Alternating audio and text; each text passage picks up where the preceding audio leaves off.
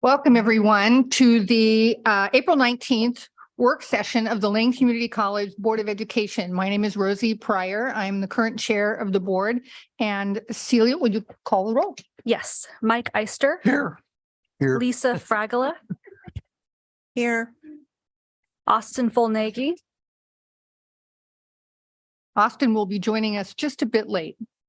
Holly Johnson.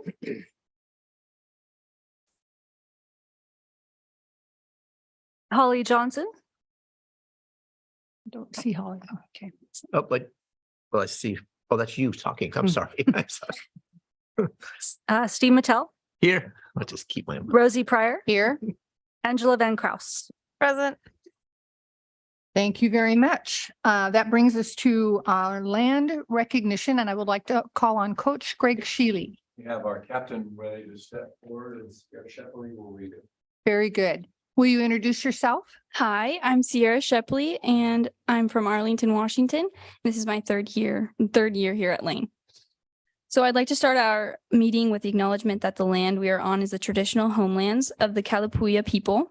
The Kalapuya were stewards of this very land for over 14,000 years before their traditional way of life was forever disrupted and destroyed. We start our meeting with humility and reverence for the original inhabitants, the Kalapuya. Thank you very much. Thank you.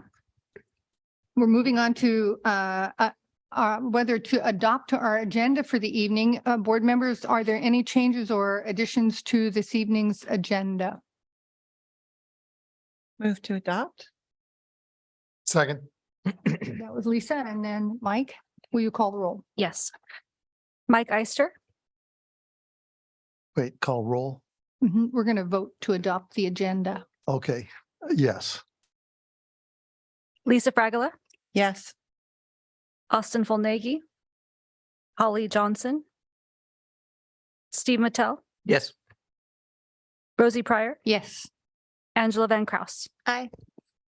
The agenda is adopted, which brings us to the first of our discussion items, LCC women's basketball team. President Bulger. We are incredibly excited that the LCC women's basketball team has won the championship this year. We certainly want to applaud them again. We are incredibly proud of you and would like to ask Director Sheely to come forward and show us this incredible trophy and also introduce the team. Thank you. All right, we'll set this here right now. So we'll just have each of the team members stand up and introduce themselves and where they came from. We did a little bit of this earlier. Sorry, I jumped the gun with that, but so Chloe, you want to start us off, please? My name is Chloe Daniels. I'm from Salt Lake City, Utah, and I am a freshman here. My name is Morgan Cooper. I'm from Belt, Montana, and this is my third year here. I'm Maya Adams. I'm a freshman here, and I'm from Salem, Oregon. My name is Molly Nelson. I'm a freshman, and I'm from Junction City, Oregon. My name is Peyton Sheridan. I'm a freshman, and I'm from Bloomingdale, Washington. I'm Carla Hamill. I'm from Postal, Oregon, and this is my third year at Lane. Hi, I'm Sierra Shepley, and I'm from Arlington, Washington, and this is my third year here at Lane. I'm Sarah Ball, and I'm from Albany, Oregon, and this is my third year at Lane. Go ahead. I'm Nathan, and I'm from Medford, Oregon, and this is my second year at Lane. I'm Kenny Coleman. This is my first year at Lane, and I'm from Medford, Oregon as well. And then our coaching staff, Jeff Wingate, you want to stand up? Jack Graves, Layla Petawan, and Shai Skinner. Both Layla and Shai are former players here and now contributing back. So thank you guys. Good job. So I want to just give a quick, try not to take all your time. I already did this but not everybody heard this. So an amazing season, 32-1, won the championship this year. Last year we had a really great season that fell short at 28-1, lost in the semifinals. And so this group of returning sophomores kind of dedicated themselves, and to be able to bounce back and have resilience and then show some dedication and determination to win the title this year was very exciting. Those 4 third-year sophomores, I don't know if any of you guys understand what that means, but they arrived in the fall of 2020, which was COVID. And so we didn't really know what that was. We didn't know how long we would be. And so their season was shortened and it didn't count. So they got to continue to have those 2 years that you have the community college. So they had 3 years of eligibility here, which normally you have 2. And the 4 of them combined for a 73-3 record over those 4 years. So really amazing job. And all of them are leaving this institution with AA degrees, which is some of them multiple AA degrees, which is really cool. Sierra's going to Southern Oregon University. Bella's already enrolled at the University of Oregon. Right now, she'll be continuing to play there. Sierra will continue to play at Southern Oregon. And then our other 2 sophomores have decided just to continue to focus on their education as they move forward. So we presented Dr. Bolger with a piece of the championship net earlier, as tradition is to cut down the nets and everybody gets a piece of it. And so we're thankful that the support we received, not only from the board, but especially Dr. Bolger. We wanted to make sure that we gave her that because, again, it's a real important part of what's going on. And we appreciate what she's done. We appreciate what you guys have done. The support that you guys have for the students in this on this campus and even our student athletes, especially because that's what we're talking about right now, is greatly appreciated. And honoring this team in this way is has only happened once. I've been here since 1999, so I really appreciate this. These kids are awesome, and to do something like this was we do appreciate it. So thank you tonight. Thank you for letting us be here this evening, and we appreciate it. Yeah, don't leave us Oh. because some of my colleagues might have questions. I'd love to answer or questions. comments that they might want to make. So I would open it to my colleagues. Mike? I know you said this twice already, but I can't believe it. Did you say 73-3? Yes. Unbelievable. Yeah. Unbelievable. Unbelievable is right. Just an amazing group of young women. They were part of 3 teams that were very dedicated and hardworking. And yes, pretty amazing. Other comments or questions from board members? Well, I just would like to congratulate you again on the record in front of all the folks watching at home and all your colleagues who are here with us tonight. We are so proud of you. And it's important to be able to highlight the role that athletics plays at Lane and the role that it can play in young people's education. So congratulations to each of you. Best of luck in your future endeavors. And we look forward to lots more of these championships. That's right. Maybe Thank we'll do you it again so next much. year. Maybe. Hey.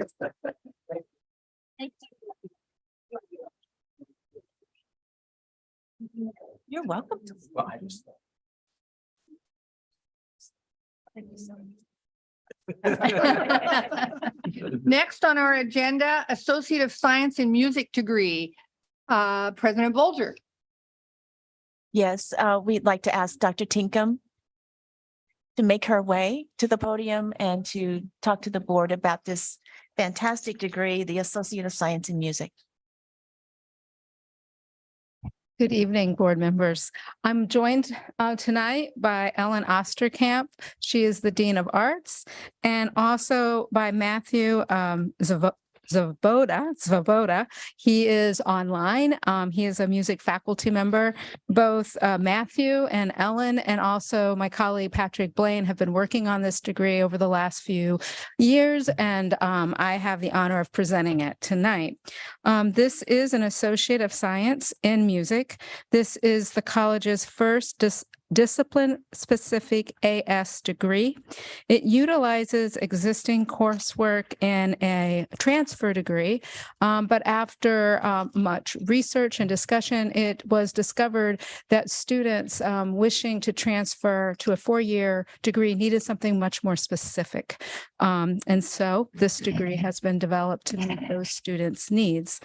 I'm going to go ahead and turn this over to Matthew. I believe that he is online and he is going to be able to speak to you about the program from a faculty perspective. And he can also answer your questions in greater detail than I can. And then also Dean Osterkamp is here as well. Thank you so much. Can you all hear me and see me? We can. Yes. Okay, great. Thanks. First want to say congratulations to the women's basketball team as well. I'm a basketball fan. I think that's fantastic. What an achievement. So thanks for having me here tonight. Yes, we're very excited about this new AS degree. If you've been able to look over the degree proposal, we developed this in conjunction with the University of Oregon, and Patrick Blaine was involved, and all of our faculty, and Tammy Salmon, and Randy Ware, and several people were involved in crafting this and going back and forth. And one thing I think that Dr. Tinkham mentioned was that the AAOT has been not the perfect fit for music majors. In fact, even in the AAOT's own fine print, it says this may not be the best transfer degree for certain majors, and they list a few, including the performing arts. And we have found that while the AAOT is a nice degree, sometimes students who want to go into specific music degrees end up having 15 or so extra credits that they aren't really needed. These are general education credits that aren't really needed for those degrees. So we never really had a good avenue for another degree. And it's important to have a good avenue for degree because that's how financial aid is often awarded to students for classes, is if it's on a degree map. So students had to either do what was called a direct transfer and just transfer their credits directly, but maybe not get that financial aid package in the way that they wanted, or they had to use this AAOT that wasn't a perfect fit and have some extra credits. So when this new AS specific degree became an option for us, we learned about it, we jumped on board and said, let's do this. And Patrick was really great at the helm, and Ellen as well, and saying, let's go. And so we did that. And I can tell you that one thing that people may not realize about music is, like, if you go to the U of O, not only do you have to get into the U of O, but you also have to get into the School of Music through an audition process. And so many of their students, when they come to the U of O, they've been studying music for a long time. Maybe they've had been able to afford private lessons or whatnot, and they audition into the School of Music. For our students, many of them have not had those opportunities. So we take beginners and we get them ready to transfer. Sometimes we get people who have come from other institutions with a lot of credits. Sometimes we get people who started off in another degree and then realize music's really what calls to them and they want to start with music. So they have some catch up to do. Or sometimes people just need extra time to develop skills to be able to pass that audition or to be able to show their skill level at a level that's good enough to be getting into the U of O and to succeed in the field. So one of the things that this degree affords us is the opportunity to give students a degree that will continue to work with their financial aid plan and support them in their studies and be much more specifically related to the music ensemble, lesson, core requirements that all music majors need. One final thing I'll say is that even though this is tailored to the U of O, those core requirements that we require in our program, they transfer. It's kind of like the first 2 years of basically any music program nationwide. So even if students don't go to the U of O, they will be able to use these classes, these core requirements, the music theory, the sight reading ear training, the keyboard skills, the lessons, the ensembles, and of course their skills to go anywhere else that they may like to go. And several of our students have been able to go to various institutions across the country. So we're really proud of that as well. I think that covers my general statements, but I'm happy to take questions if there's any. Any other comments before we open it to questions? No, I think Matt pretty much covered everything. So, yeah. Angela? I don't have any questions. I just wanted to say that it seems like this is really well researched and aligns with the needs of our students. And I really appreciate that you've brought it forward. I intend to support it when we vote next meeting. Thank you. Lisa? So you made it sound like the individuals who complete this transfer degree are going to be able to take it as a package deal and move to the U of O, of course, if they're accepted to the School of Music. So I'm curious, is it in alignment with like the major transfer maps, or is that something that hasn't been completed yet for this this area of study? Thank you for that question. I get a little confused on matters when it talks about major transfer maps, et cetera. I would defer myself to someone like Tammy Salmon, who better knows that terminology and exactly how it's applied today, because I know that is kind of new to me. Is Tammy here or anyone that can speak on that? So there's no, we don't use a major transfer map in music. And so music already had an agreement with the U of O back in 2017, which we've listed here. So this actually is a better alignment for our music students because it's the one-to-one. So it allows them to transfer with really usable credits. And so that everything, so they go into that junior year. So this is a better system for the students anyway. Great. So the U of O accepts all these credits and Correct, yeah. students aren't required to take additional courses. Correct. Saves them money. Yeah, this was all done with the provost at U of O and the dean of the music school, as well as the undergraduate studies director. So it's all one-to-one for us. Great. Yeah. Thank you. Maybe I'll add one more thing that I know of. Thank you, Ellen, for stepping in on helping me with that. We have had a long-term, we called it at the time an articulation agreement, but we've been told from the registrar over there since then that it's not the proper term. But we've had a long-term relationship with the U of O that we formalized in a kind of agreement where if our students do Bs, get Bs or better in our classes, they don't have to take the placement exam at the U of O. That they know the track record of the education that we provide, and they know the track record of how our students do compared to their own students who pass on. So they will accept, without having to take that placement test again, any of our classes where students earn B or better. Now, even if students earn a C-, they can still go there, get in, but they'll have to take that placement test to see where they place.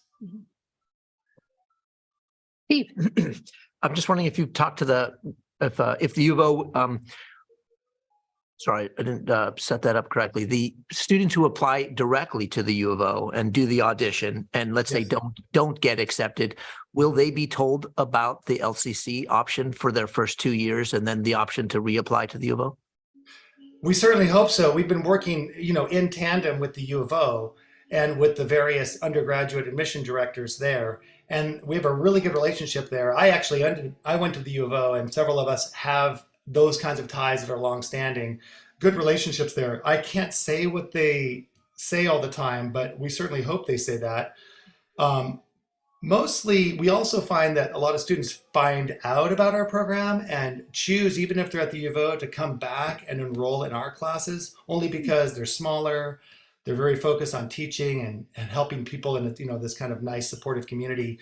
Rather than, especially someone coming from a smaller school, they sometimes like to come to our program where they get to be known more individually and they get that kind of one-on-one attention. So our cred is out there. How much the U of O sells it, I'm not sure. If there's an opportunity to remind them that would be a nice thing. We always do. We always do. Yes. We always do that plug. I can say that. Yeah. other We consistently questions? remind them that we're here. I'm not seeing any other questions for you. I too am very enthusiastic about this. I really, really appreciate the degree of collaboration and cooperation across the two schools, and the fact that this is very responsive to the specific needs of students who have the opportunity then to move on to the four-year college. So I'm just, congratulations. I think it's wonderful. Thank you so much. Yeah. Yeah, we look forward to taking a vote on it at our next board meeting. All right, I appreciate it. And thanks everybody. Thank Have a good you. rest of your meeting. Thank you. Okay, bye-bye. Moving on to board policies, President Bolger. Yes, Mike Blade will go through the board policies for today. Well, I'm not sure I'm going to be bringing such a exciting thing as the last two folks brought. So this is the slowdown portion of the evening, I guess. But we're still plugging away on the board policies. You'll notice you have 10, which are the remaining 5,000s of the OCCA library. These are all recommended as good practice. None are legally required. None are legally advised. None are accreditation required or advised. So these are ones really that you have sort of full discretion to accept or not accept. And in fact, one of them I'm recommending that you don't adopt, which is the very first one, 5035, the withholding of student records. There's currently a bill in the Oregon legislature to make this type of action illegal. I don't know, Brett could probably speak, or maybe Adrian could speak to the likelihood of success of that bill. But it's out there, which means there are legislators that are worried about this. Also, we have a COPS policy already or COPS procedure already in place to handle this that allows us to withhold transcripts and registration privileges for folks who have delinquent accounts. So I'm going to recommend that we don't adopt that one. The other 9, however, I'm recommending adoption, and I can go through each one of them, or I can just take questions. 15 minutes for 9 policies. I know that's not a lot of time, at least given our past track record on going through these policies. Why don't we let board members individually articulate any concerns with specific proposed policies that they may have rather than going through every single one of them? So I would open the floor to board members. Are there any policies that you would like to speak to? Lisa. Yeah, so I'm curious about 5205, student accident insurance. I noticed that it's where it is necessary or required. So my first question would be, what would be an example of what that pertains to? And then my next question is there an expense to students? And my third question is this is something that is not legally required. There's no state law that requires us to do this. And there is no state law. I'm not aware of anything that we do currently that would require student accident insurance. So this might be one of these that other institutions have things that they require accident insurance for that we don't. And so this may be one that you all want to defer or not adopt today. But basically, I would say this is in place for things that are that students are going to undertake that aren't part of their studies generally, that are going to be, things like I'm imagining I know at OIT when I was down in Klamath, they had a skydiving club. We'd want accident insurance for that. Right. So things that are outside their course of study because if they're traveling, for example, the basketball team that we just met, if they're on vans traveling to games, they're covered by our insurance. They don't have to have their own separate accident insurance in case their van gets in a car accident and somebody gets injured.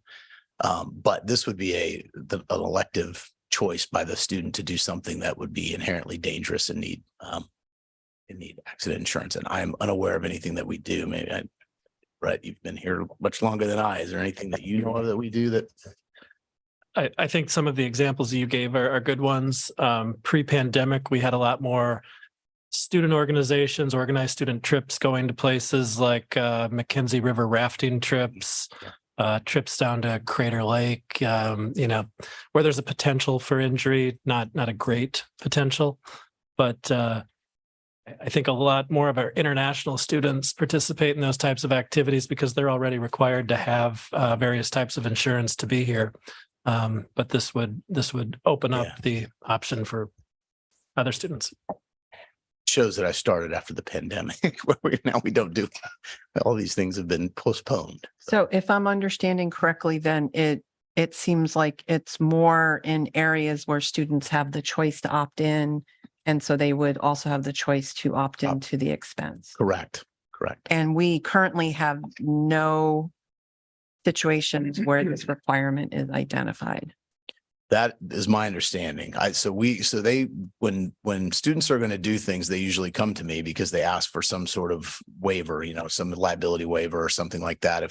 If we're going to have not only students, but members of the public come on campus for certain things. And so those waivers all carry a disclaimer of, Lane is not insuring you. You must have your own insurance. But again, those aren't necessarily our students. A lot of times they're, 4J is bringing people over, or some high school or something's bringing people over to show them our campus, or there's an event on a Saturday or a Sunday or something like that they want a liability waiver for. But currently, I've not seen in my 3 years anybody needing some sort of an insurance document saying, yes, I have insurance and checking that box for any activity. But it sounds like we used to have some. So that those may, as the pandemic wanes, those may come back, and they would fit into this category. Mike? I wonder if this needs to be a board policy. The president could say, have an internal procedure that requires certain things, certain activities to come with insurance. And it seems like overkill for it to be a board policy to me. Works for me. Lisa? I guess I agree, which is why I was asking about it. Yeah. It feels unnecessary as a policy. So I might just check with our other colleagues present, Angela and Steve. Maybe not make it a board policy, make it a procedure, present response before. I'm certainly comfortable with that, with taking this to become a college procedure, which would go to the cabinet for development. You can certainly do that. Good suggestion. Thank you. Mike? So assuming we're off of 5205, I wanted to go to 5210. That's okay. And so 5210 talks about prevent and control communicable disease in students. And I'm wondering why we would not want that to be the college community, because we don't really want staff getting ill either or spreading illness. Right. I'm guessing that possibly part of the reason they didn't include the rest of faculty employees would be that you've got union representation for faculty and classified professionals who, as we saw with COVID, we negotiated COVID MOAs with both entities to kind of go over all of the things that they were concerned about. And so I would assume, and then of course, the way that Lane works anyway, then if it's good for the faculty and the classified professionals, it's good for managers as well. So it ends up covering all of the staff. And that's simply a guess, but I'm sure this is in here because of things like COVID and measles. I know measles for a while was something that people were, not wanting to get their kids and folks weren't wanting to get vaccinated for measles. And they were starting to spread a little bit as well. And of course, all the other various things that didn't rise to pandemic level over the past 10 years, from bird flu to S1N1 or H1N1,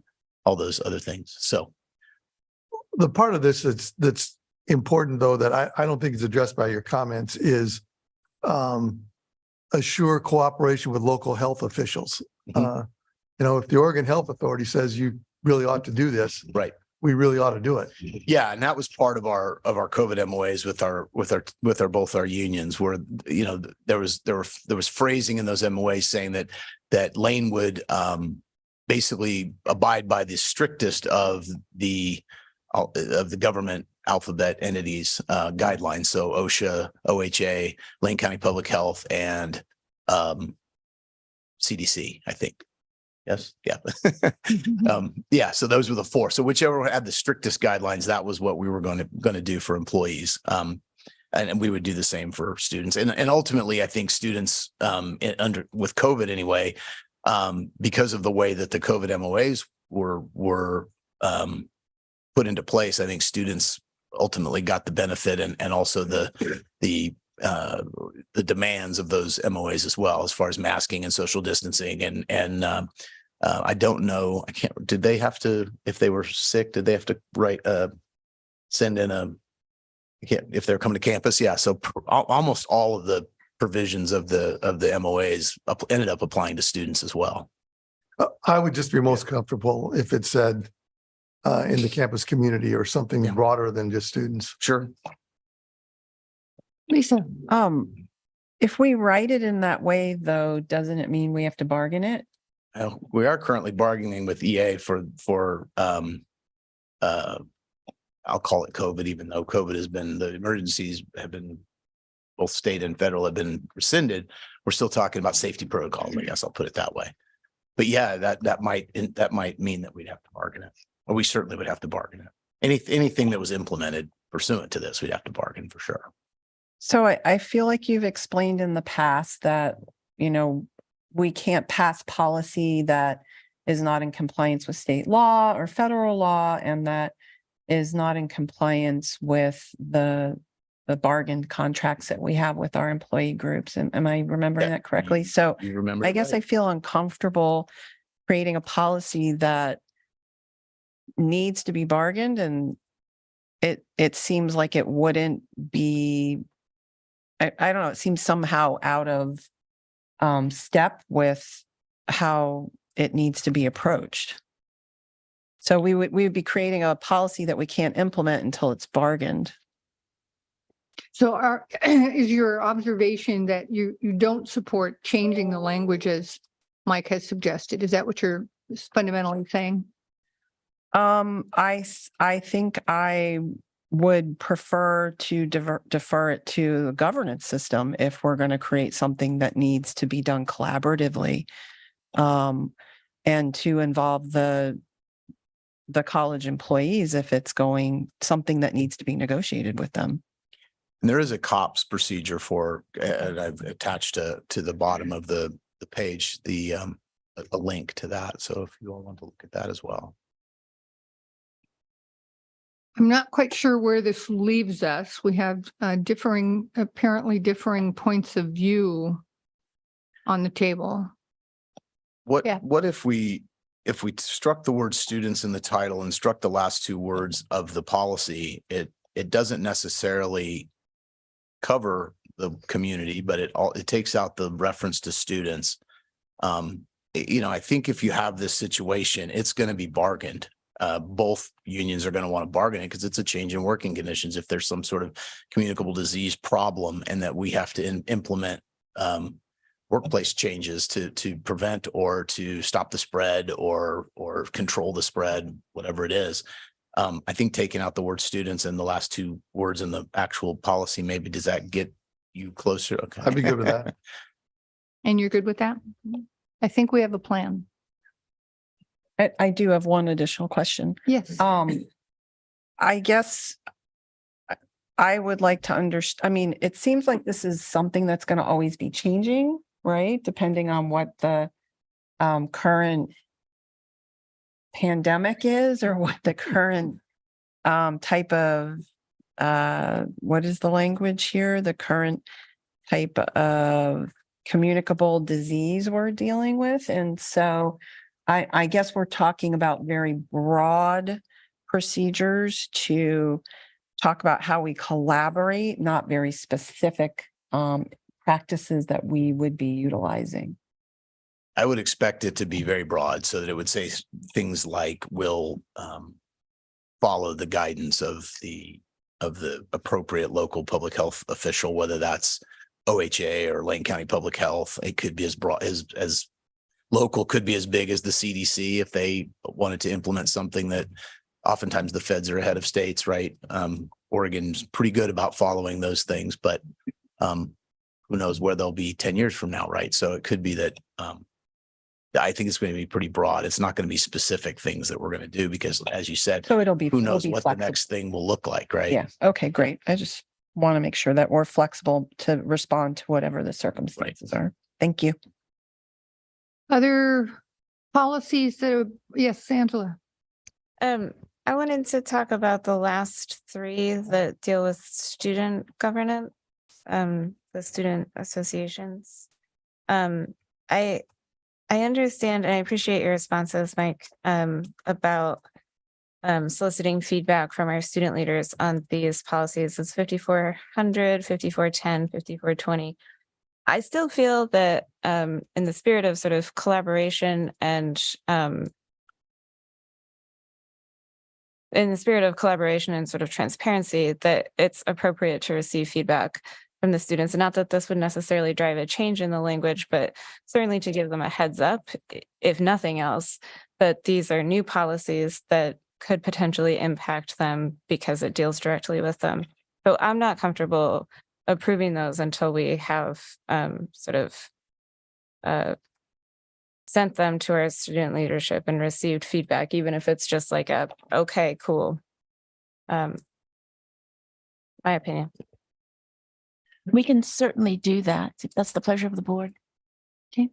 I'm supportive of that. Yeah. And we can try to Seeing get a that- lot of nodding heads. Yeah. And we'll try to get that done prior to the next Thank you. meeting and let you That'd know be how, great. what we hear. Lisa. Excuse me. I was remembering we have COPS policy, COPS procedures regarding these. Hmm. So, can you explain to me, well, why don't we let it go through that first process and then of getting feedback? Oh, And okay. I would be interested in knowing how that's going to interact with each other. Yeah, I think, and all of you, I think, got to see the responses to Angela's questions that we sent out, right? Yeah. I think really my thoughts on these last three policies is they're pretty broad. And the reason I pushed back a little bit to Angela's questions were I thought most of the guardrails that these policies were providing to student government were to keep bad actors within student government from having an opportunity to act poorly, right? I mean, things about controlling the finances slightly, making sure elections were fair, following laws and administrative rules and things like that. And I was a little worried about sort of asking the fox how they like the hen house, right? That's kind of what I was saying with the pushback. It's sort of I think the student government we have now is fantastic, and I suspect they'll give us nothing but well thought out and reasoned responses. I do know that in the past, we've had some student governments that I would be a little less interested in their thoughts, just given the fact that there was a little more, it was just a little different vibe from them. I like how Angela articulated what her interest is, at least giving our current student government, which, as you say, is very thoughtful and conscientious, a heads up. Mhm. We're looking at adding policies to our portfolio that directly relate to student government, and we just want them to be aware. So if they do have comments, questions, they're certainly most welcome to forward them to the board. Make that happen. Other questions or policies anyone would like to talk about? I think we did it. Okay. Well So done. just to Thank you make very sure, much. so 5035 and I want to make sure I get the numbers right. 5205, we are not going to go forward with those, correct? And we're going to take the last three and provide them and get some response from the student government. Okay. Thought there was a change in wording. 5205 or 5210, you were. Oh, 50 and 5210 has Take a out a slight couple change in words. wording. Yes. Yep. I got that too. Okay. Just a suggestion, the next time we review policies, could we get them on the screen so we can look at them as we're going along? Oh. I tried calling them up on my iPad and for some reason it wouldn't click into them tonight. I'm not sure Oh. what my technical difficulties are, but I would have liked to have been looking at them. Do you prefer the crosswalk or the actual policies? Kind of defer to my colleagues and Okay, I'm we'll sure have you both have the available ability and to then go you all back can and decide. forth and Okay. yeah. Thank you very much. I just think that would be helpful as we go along. Lisa. I did have a request. I mean, these are pretty simple, straightforward policies and there's 10 of them. So I still think that's a lot. I would like to see us maybe start to slow down in the numbers that we review as we move forward into some that we've already heard are going to be increasingly complex. So just a note on that. Next month I was going to bring 11, which is the those are the last of the 6,000s that, and I've had conversations with EA and I think we're okay with those 11. It's the 7,000, the 20 and the 7,000s that are problematic. And I think there's where I was planning to really dial it back to 3, 4, at most 5 at a time. But if you don't want 11 next time, I can do it in 2 tranches of 6 and 5. Well, let's go one more time with that number and see if we can't. There's a famous line from a documentary where they turn it up to 11. Right. Thank you very much. Okay, our last discussion item of this evening, long-term facilities master plan, President Bolger. And this was where we'd like to spend the most time this evening. And so I'd like to have Jennifer Hayward come up and start talking to us about the long-term facilities master plan. Thank you. Could you bring my slides? Thank you. So thank you for having me here tonight. I'm here to talk to you about the implementation of Lane's 10-year facilities master plan that was adopted by the Board of Education in 2020. And in order to provide this update and to answer most of the questions that you gave me in advance, I'm going to be providing a summary of the master plan. I'm on the second slide. I'll be talking about what items from the master plan went into the original 2020 bond plan. And then I'll be talking about what from the original plan, what we're implementing. And then I'll talk about critical needs that remain at the end of the master plan and other important capital projects that should be on our radar. Next slide. Like I said, the facilities master plan was approved by the board in March 2020, and it included a space needs assessment for classrooms. Most of the work of creating the master plan was done in academic year 18-19, and at that time enrollment was 7,916 FTE students with 27% online. The master plan was developed with the assumption that within the 10 years, we would have 11,000 FTE students with 23% of classes online. And using this assumption, LCC has just enough classroom space. Unfortunately, right after the board approved the master plan, the pandemic hit and enrollment for community colleges decreased nationally. So in the last full academic year, 21-22, enrollment was 5,579 FTE students with 56% online.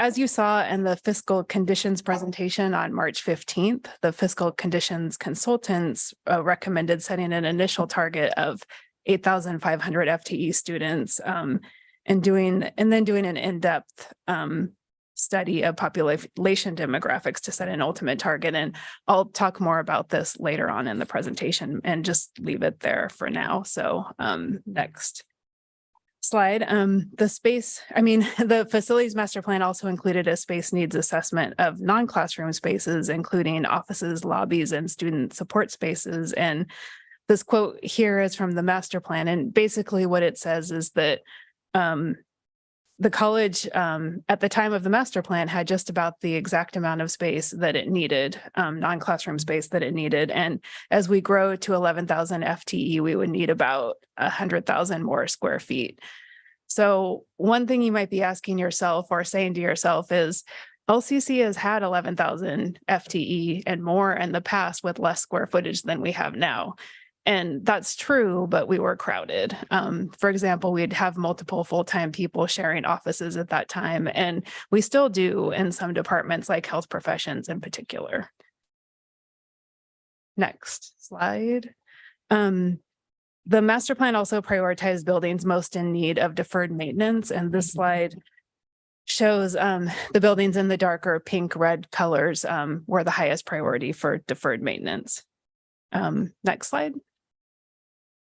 The master plan included prioritizations for seismic upgrades for buildings. And again, the darker blue colors were the ones with the highest priority for seismic upgrades in the master plan. Next slide. The master plan included renovations to support program enhancements for the buildings in yellow, and the new building at the bottom of the slide is the new health professions building, and it was originally planned to be on the south side of campus, but that's since moved and now it's on the north side. Next slide. The plan recommended developing main pathways, which will improve wayfinding, accessibility, and give the college exterior a sense of cohesion. And those main pathways are shown with the darker blue dashed lines on this graphic. And the master plan also included budgets for equipment, safety, and sustainability.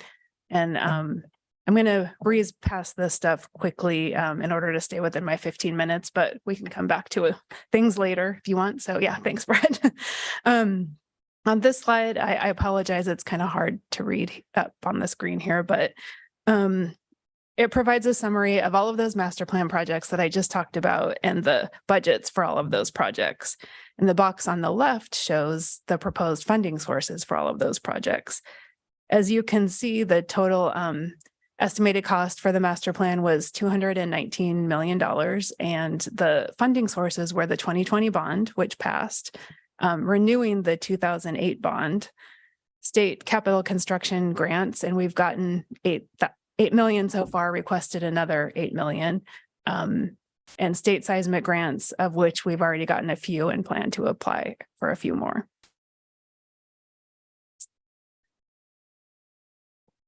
Now let's look at what master plan items were included in the original bond plan. So this graphic shows all of those master plan items that were on the last slide, and the ones with the red box around them are the ones that were included in the original 2020 bond plan.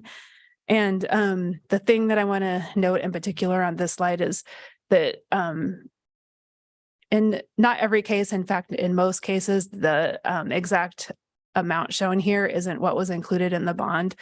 So for example, the building 2 project that's showing $7,200,000 wasn't included in the original 2020 bond plan as $7,200,000. It was included as a $500,000 seismic upgrade, and that's it. And that's the case for several of these, but future slides go into more detail about that. So I'll just leave that explanation there for now. So this slide and the next 2 slides summarize the bond plan that was approved by the Board of Education in December 2019. And the left column shows is a summary of what was in the December 2019 board packet. The middle column is the estimated cost that was from the board packet. And then the right column is the underlying detail that wasn't in the board packet, but there are the projects that I put together and the estimated cost that would make up this section of items that were approved by the board. So the board approved bond items in 3 different categories. This is the first category: critical safety, seismic, and security upgrades. The next category was investing in 21st century education. Again, I'm going through this quickly. We can come back to it at the end. And the third category is career tech and workforce investments.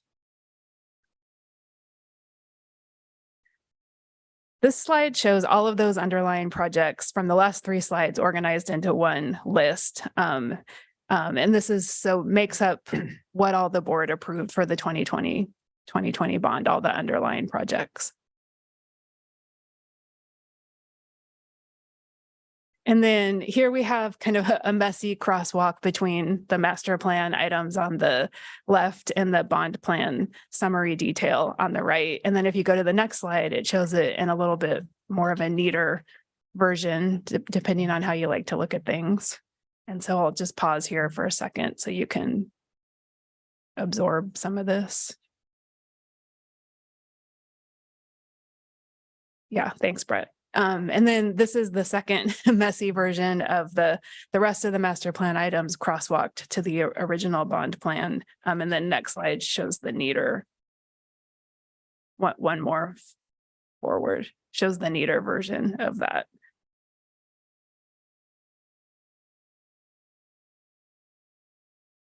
And then next, one last slide on this topic. This slide shows items that were in the bond plan that were not in the facilities master plan. So that's just the 2 IT projects and the mobile fabrication lab. And that's it. Next slide. Okay, so now that you've seen a comparison between the facilities master plan and the 2020 bond plan, let's compare the original bond plan with what we're implementing. So if you could click, that's a link there, and it'll bring up a spreadsheet. Hopefully, it did when I practiced. You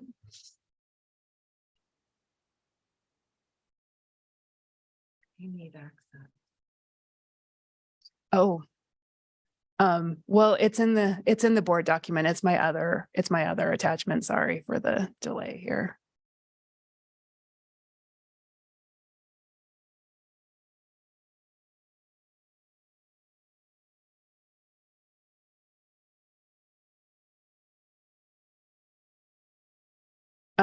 While he's pulling it up, I'll just thank you.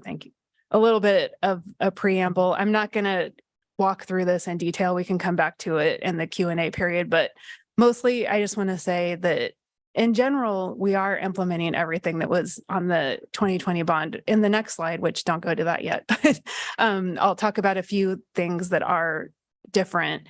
And quite a few things are different. Some things we're planning on spending less money on, some things more money. And that's because when Tom got here, he really dove into the projects in a lot more detail. And in some cases, he and the user group teams that we put together found that in order to really accomplish the goals laid out with the bond, we need to spend more money on this project. But in some cases, he found that we could accomplish all of the goals and maybe even more of the goals for less money than we had originally planned. So I think it's working out really well.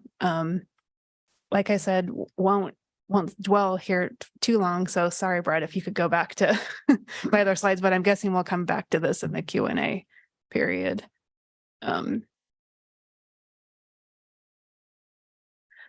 While he's queuing that up, my next slide, I'll just kind of start talking about it, explains a few particular things that are different that I wanted to highlight. The first one is that the current bond implementation does include the creation of 2 main pathways, like we talked about, but because of the new locations of the health professions and ITech buildings, the north and east main pathways are shifting to where the red arrows are showing.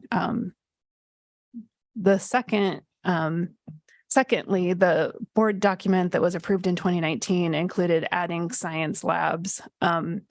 Partly due to inflationary pressures, this is no longer part of the bond implementation plan. However, due to the COVID drop in enrollment, that's also played a role in reducing the urgency of adding those labs. And I'll get into this point in more detail later in the presentation, but President Bolger has directed facilities to conduct a space utilization study that will help us determine what needs we have for classrooms and labs now in all disciplines. And then the third thing I wanted to point out is that the 2019 board document also included the line item modernizing math, arts, and engineering spaces. While the current bond implementation plan includes upgrades to Building 16, which includes the math, science, and engineering departments, it's not including art spaces. Lane's visual arts program received significant upgrades during the 2008 bond, and the budget attached to modernizing art spaces in this 2020 bond was only $500,000. And I'll explain why in a minute, but just wanted to point out first that science, on the other hand, hasn't had updates since the 1998 bond.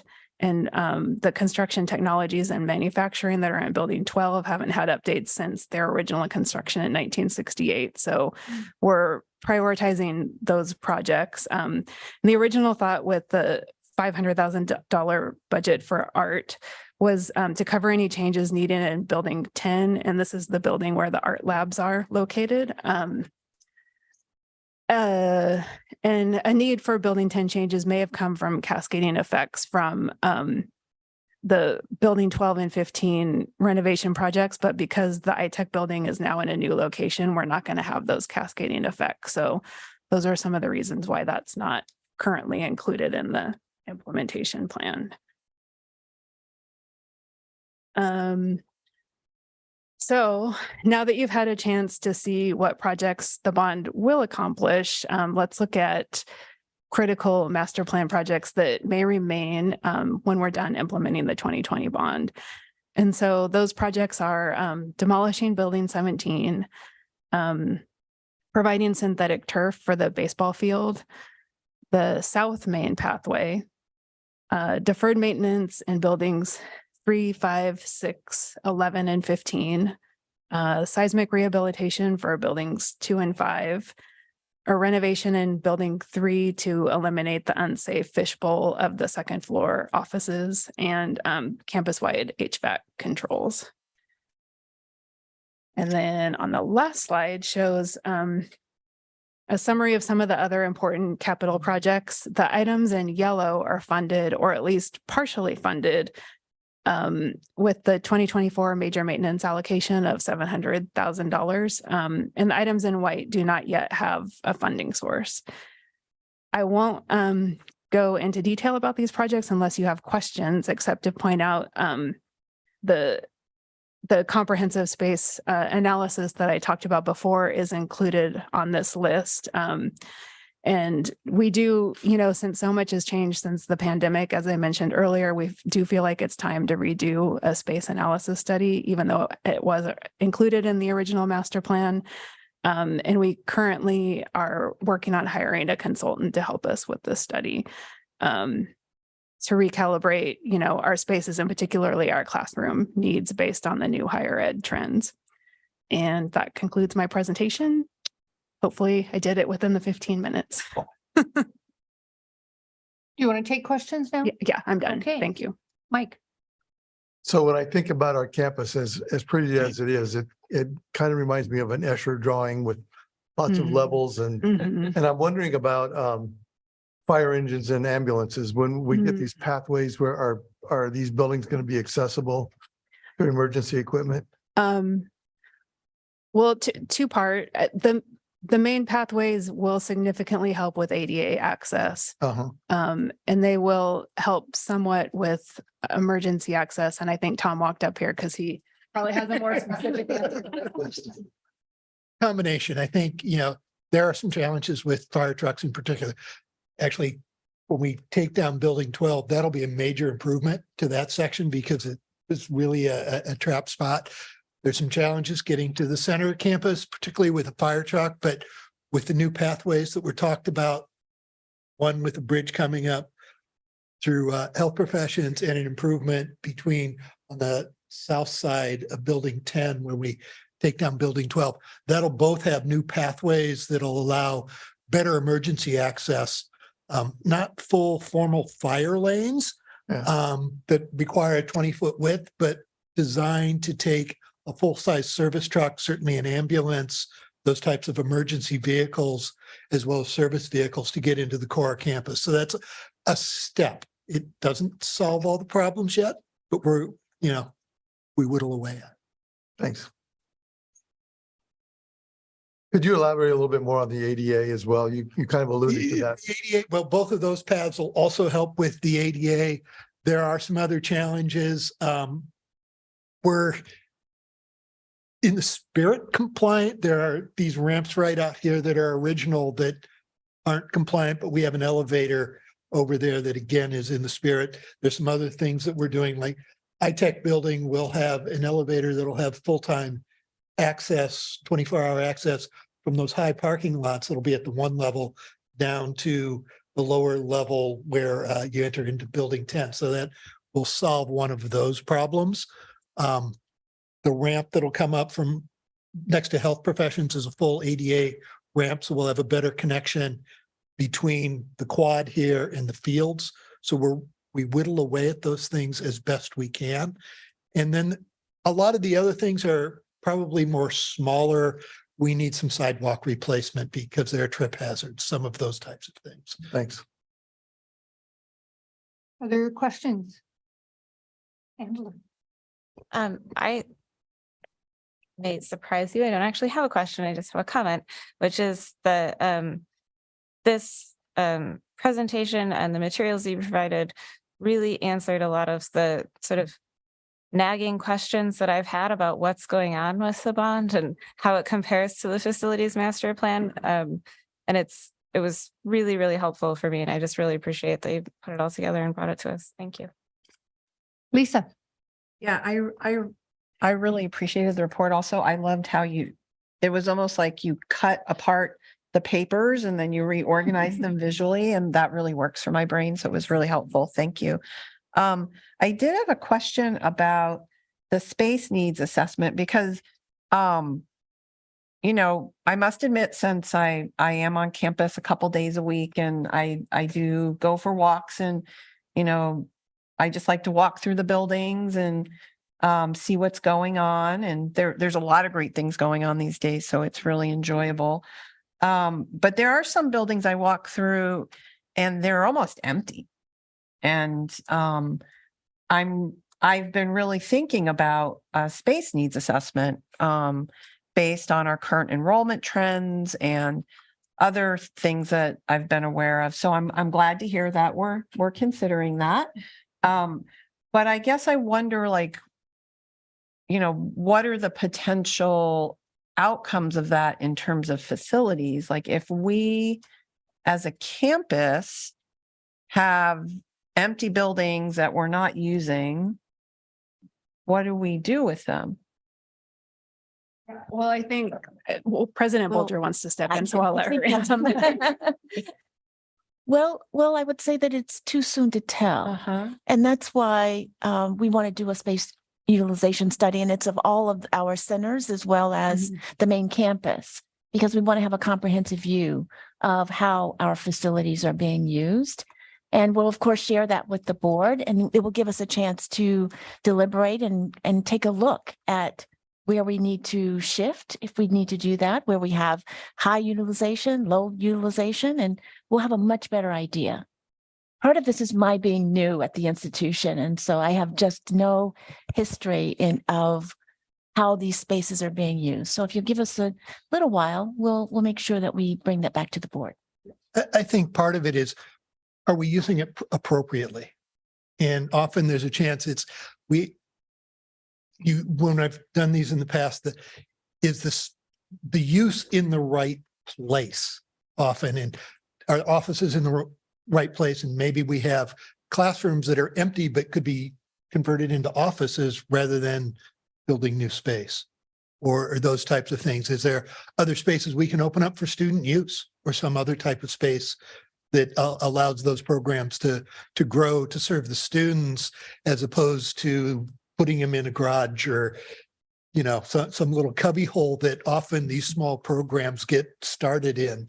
Can we actually dedicate those to new uses or to expand some uses? I think that'll be really interesting to see as it comes forward. And having been reading these proposals over the last 2 days, that's the type of thing they're suggesting as well. So it isn't usually an outcome that, like, you decide you tear a building down, or you're talking like, I'm trying to get a picture on like what kind of scale we're talking about. That's too early to tell. Okay. That All is, right. I mean, certainly I've seen those reports that come out and say, you shouldn't have it, or you need to start Okay, over. that's or you just should what I was curious, like a divest of- spectrum of what. Yeah. Yeah. I outcomes don't could be. expect that level, but yeah, those are all kinds of things that could come out of it. Steve? Jennifer? Oh, I'm sorry, I didn't see that. I'm sorry. Austin, hi, welcome. Thank you so much. My sincerest apologies for being tardy here. And if the records can show that I entered the meeting here. Thank you. First off, I'm actually really excited about the survey of the use of space. In regards to like ideas, I mean, I'm really open to similar partnerships that we have with like Pacific University. Perhaps we can maybe reach out to other universities that are not in the area, like Eastern Oregon or OIT, or maybe even Western and so forth, and reach out to universities. And if we have these spaces that are available and are not underutilized, maybe additional higher education partnerships can be really beneficial for our institution and for our students. So I'm really open to something like that, to create kind of a higher education corridor for spaces that are not being properly utilized. So for ideas, I think that would be a great one, and I'm really open to that as a board member. Very good. Steve? Jennifer, I'm looking at, actually, I wanted to say, I also thought this was a really well put together presentation. So let me just say that first. It's really well organized, and I will probably refer to it for a long time to come. So thank you. It's gonna be one of the ones I tuck away somewhere in my files and bring out once in a while as I need to refer to it. Slide 10, number 10, in any case, it mentions this renewed bond, $83 million. I guess I'm new enough to not know exactly what that means. I was wondering if you could just give a little more detail on that. Yes. So, thank you. Lane passed a bond in 2008 for $83 million. And when the community is done paying off that bond, the idea is that we would ask them to renew that so that their property taxes wouldn't change. They would just keep paying the same amount in property taxes with that bond renewed. And can you just remind me when that due date is? I Is this something believe- that, when would you think that kind of It's- action need? I believe it's 2027, but Brett may know better than me. It's right around 2027. And I think the good news is, at least through the conversations that I remember having with bond counsel and Piper Jeffries and all those folks, the last time we did this, there's a potential to renew the bond, not raise taxes, and bring in significantly more than 83 million. I think the goal was that we could do about a 121.5 million bond again without having to raise taxes. Okay, I guess I pointed out because I figured it was something like that. At the same time, I thought, well, I knew enough. I better just double check. Yeah, I'm looking at this slide, right? Says, well, really the plan calls for some, whatever it is, $250 million worth of spend, 120 million plus some change that we've secured already, right? Because you mentioned some state seismic and some other state bonds, but whatever. So we're halfway there, a little bit more than halfway there-ish. There's been a little inflation since Yeah. those numbers were put together. I'm sorry. Yeah. So I guess that's sort of where I'm going to is like, Yeah. yes, so this 10-year plan where, optimistically, like I said, we're halfway through it in terms of the funding of it. There's still a lot to go. We have to keep our fingers crossed that the state would come through with some of the things that we pegged to their sources, et cetera, and that the community would come through for 83 million. So just pointing it out for myself, and I suppose other board members, that there's things for us to do here in order to help you all realize the goal here. Yep. Thank you. Lisa, Yeah, I was curious about the science labs.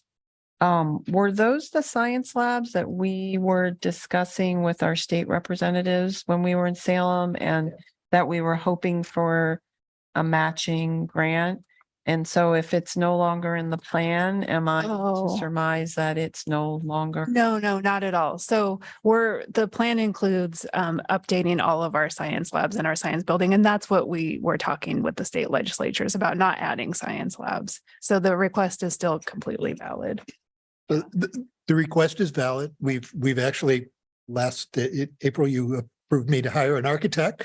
So we're working on that and starting programming. We're looking at it. We have some bond money in there. If we don't get the $8 million, knock on wood here, I want it. We'll cut back that program. And as we're programming, we're talking about how do we prioritize that? Which are the safety spots? What are those key things we need to do? And how do we approach it?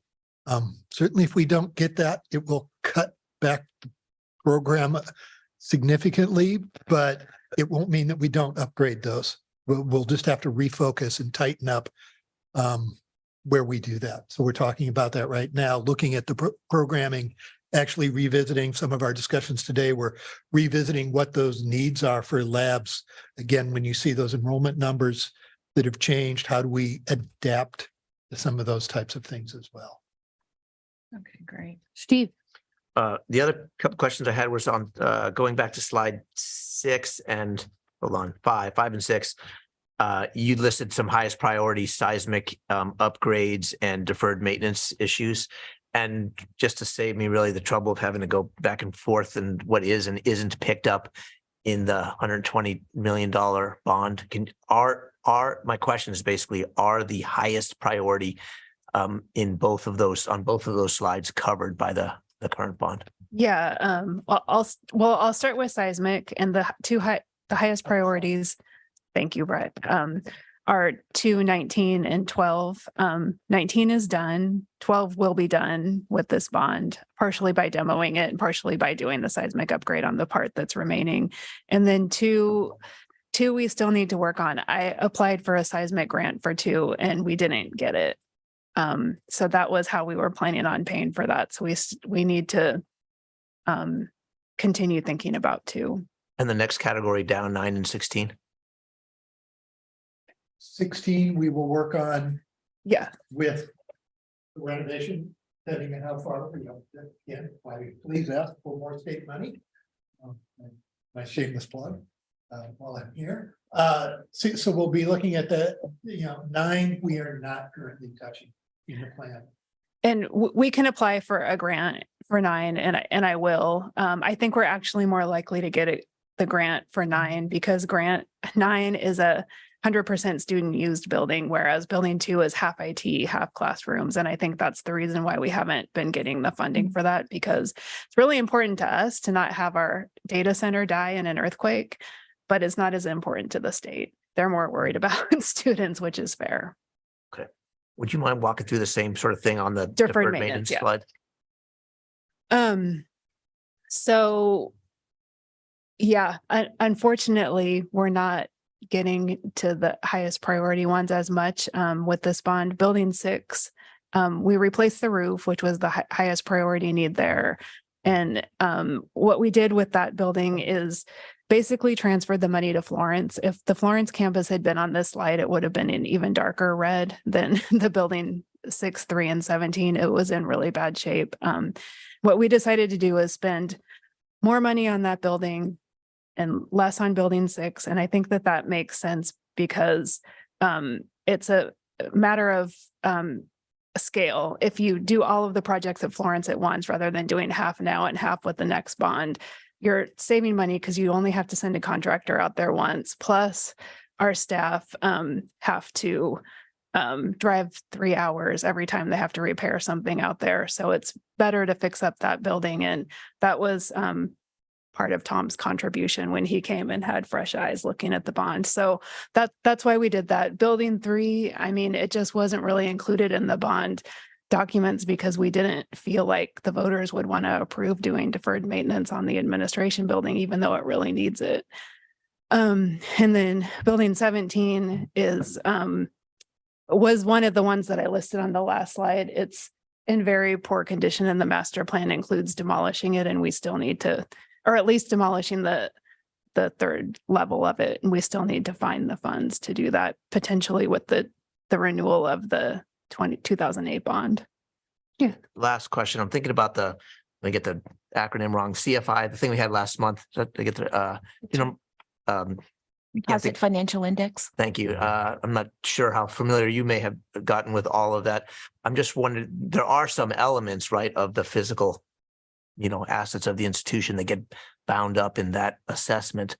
And so I guess I'm just reminding or asking you actually, as you're thinking through and prioritizing, reprioritizing projects for the 80 million or 85 or 90 or whatever it turns out to be that property taxes might yield for us, that we think about some of those things to try and make some improvements against that index. Yeah, absolutely. That's my hope too. Yeah. So my question is about promised safety improvements on campus, given the frightening incident that the entire campus experienced. How are we doing on making progress on the improvements that are desired? We were working on those before that happened. I want to start with that. It's been something that we've been working on. A lot of it started with new systems we've been looking at locking systems and building controls and the fire alarm systems, in part because as we added new buildings, as we looked at tying in these new buildings to it, we realized there's some discrepancies in this.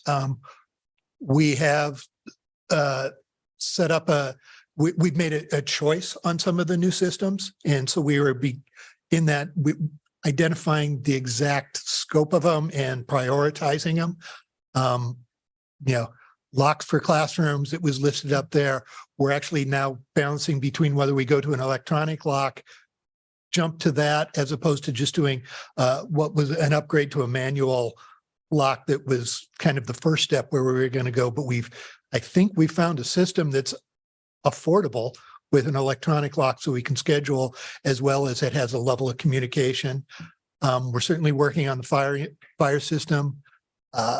You approved the security camera upgrades, which was a major, again, not one of those things people think about a whole lot in that. But But as we go through the fire alarms, that's also our mass communication system. So we've been proofing out some of those things and trying to get everybody on the same page again. Yeah. So it's taken a year and a half to 2 years prior to those recent incidents of talking about what are the discrepancies, what are the issues at hand, and try and deal with them on a broader scale rather than as a response to a specific incident. I think that's, having been through this at prior campuses, it's thinking through all the possibilities and very real incident that happened on this campus. That was a very real incident, but there are also a lot of other types of incidents that can happen. And I think that's the challenge with these, that we try and look at and balance those as well as what's affordable and functional for us over the long term. Are we able to move forward with simple things like window coverings so people can We're working on that. shelter? Yeah, looking at that, that's going to take time to get an inventory everywhere. And I think that's part of the space use, is figuring out, do we have people in the right spaces? Or are there some of these how do we prioritize which spaces we spend our money on? So that'll be an important part out of the space use study, and why we want to study not just classrooms, but offices and other types of spaces. I'll be honest with you. I just hope we don't spend too inordinate amount of time studying and not doing. Yeah. You know what I mean? Yeah. No. I hope we can find a way to There are some things where, we're already looking at implementation plans. Trying to get it. It's, how to procure it is, unfortunately, things like lock sets have been one of those hard things during the pandemic that got a lot of disruption in that supply chain. So that's part of it coming back. That's really showing signs of recovery, by the way. I think that's been a real change in the last 3 to 6 months. We're seeing much more open things on that. So that's an encouraging piece. And aside from the security camera project, which is almost done being implemented, what the next thing that we're tackling and quickly is the manual locks for classrooms. That's on our plan for this year. We had if I might, Chair Pryor, we had a nice presentation done, a month ago or so about safety and security. And in that presentation, there was a plan for some improvements to the campus safety that were being implemented at the time. And we are also going to have a report coming from Mike Blade that he's finishing now about those improvements as well. So we will have a lot more information about when, where, how we're able to do those improvements that will be communicated not only to the board, but to the entire campus community. That's great. That's great. I just am interested in having all of our colleagues on campus know the status of things. Steve. Sorry, one last thing. I'm just thinking about, again, this is really kudos to how fabulous of a presentation it was. We're going to have, forget the number, at least 3, if got, new board members soon. Perhaps more, of course, but nonetheless, at least that many. I just think this would be a really great onboarding activity for them or a presentation for them to receive, to help get familiar with the state of things, physical campus and the investments made and those that we're anticipating. It's a really useful thing. All right. Any other questions, observations? I see none. Thank you very much for a very thorough report. Thank you. Well done. Well done.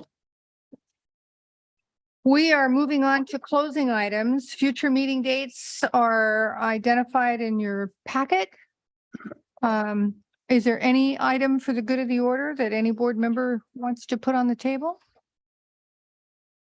There being none, we're adjourned. Not even This dark. may be a record. Yeah.